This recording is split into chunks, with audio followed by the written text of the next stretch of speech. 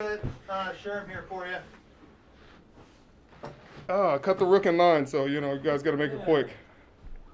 He doesn't know what deference is yet. I'm Richard. Hey, how are you? Good. Hey, since we don't know, sometimes you only get one crack at this, so I'm sorry. I'm just gonna go into this, okay? No, I love it. Barge right on in. All right. Your calf. We're talking about your calf. Do you? I mean, obviously you weren't supposed to be out that long initially, and so I guess my question would be to you: Is this? Do you have fear like this could be a chronic thing? Hey, it's 2021. This came back, or after going through this, you get reason to believe something was solved. Oh, something was definitely solved.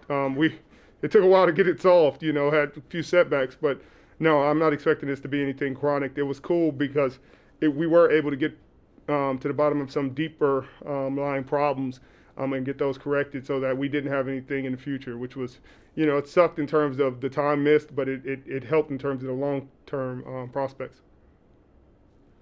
And boo to that hat. Boo to that hat. That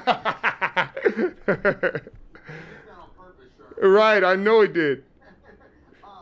Just being down in the situation you guys are in for the next few weeks. I know you've done the week-long trips and things like that before. What are some of the keys, in your opinion, to kind of getting through that, particularly since you don't have that ability to kind of bond and spend time together? Well, I mean, these are pros. I mean, we've kind of been through this the whole time, and I mean, you can't sit there and bond and play cards and shoot stuff, but you can play video games, and that's what's cool about technology. We can sit there on mics and play video games and still social distance and have a good time and still have some version of brotherhood. And Kyle and them are doing a great job with the internet. Cray's working on it now, increasing the bandwidth. So that's another way for us to bond. You can't in situations like this. I mean, we're getting to do what we love.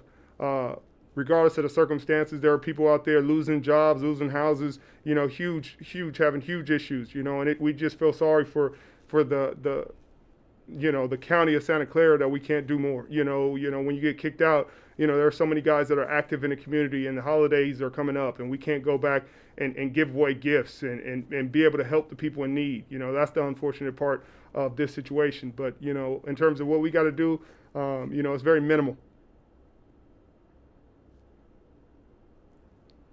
Richard, you got to blitz a couple times, and even looks like you got a couple snaps at safety. Just curious how that went for you. What your thoughts were when you were presented with that plan during the week. I don't I don't know what you're talking about. I deny everything, and I only need to make counter accusations. I have no idea what you mean lining up at safety or blitzing or things. Come on, not me, not the guy who only lines up at left corner. No, it was fun though. It was a good time. It was a little bit of a change up, showing them a different look, and we were able to get off the field and create some chaos. Make a few adjustments that people have the game plan for.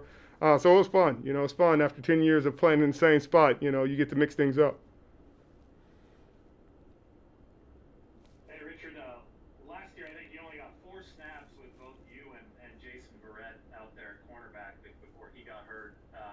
Finally got a full game in with him.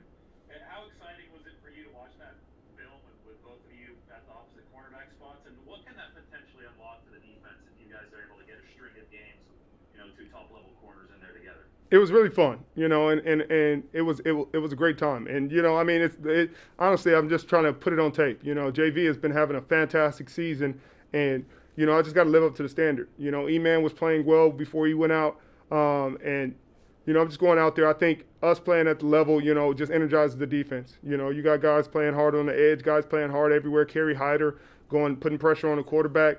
You got to give everybody credit. Ken Law starting to find himself. All-Pro Fred, continuing the great season that he's been having. Jimmie Ward, one of the best safeties in the league. So I think it's all coming together well. I think we're all tied in on the string, and we have great chemistry, and it's a great feel out there right now.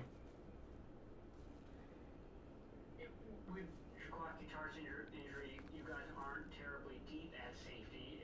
If something were to happen there, would you feel comfortable? Could you move to safety, and play 3 quarters at one of those 2 spots if the demand were there?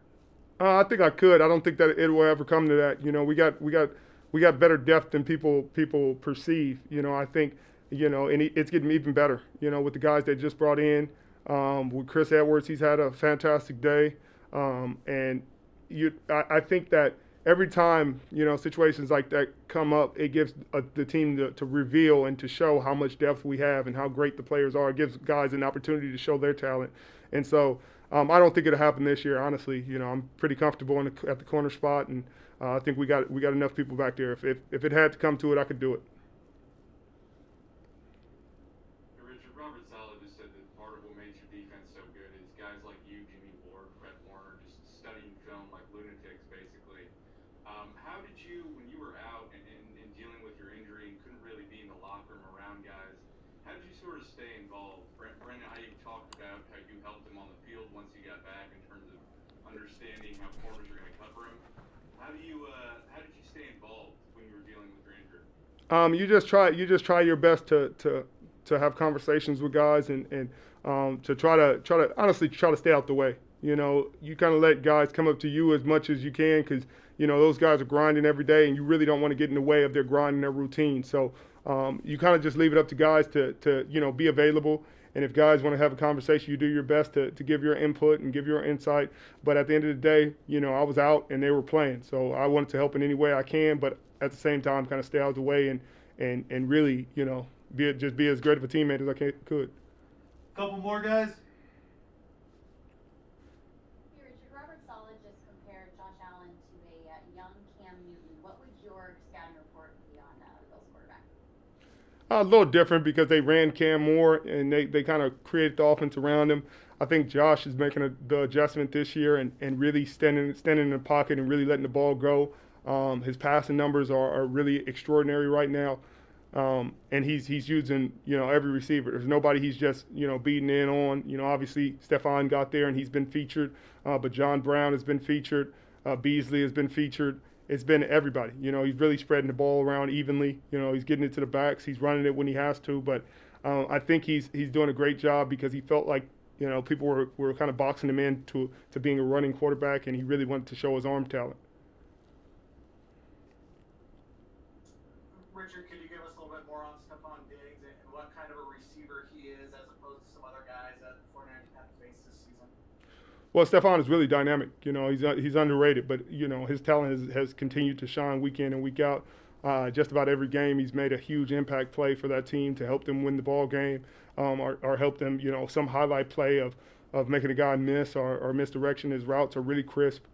He's really dynamic. He does a great job selling things, and, you know, he deserves the credit he's getting. That's why they paid him the big bucks.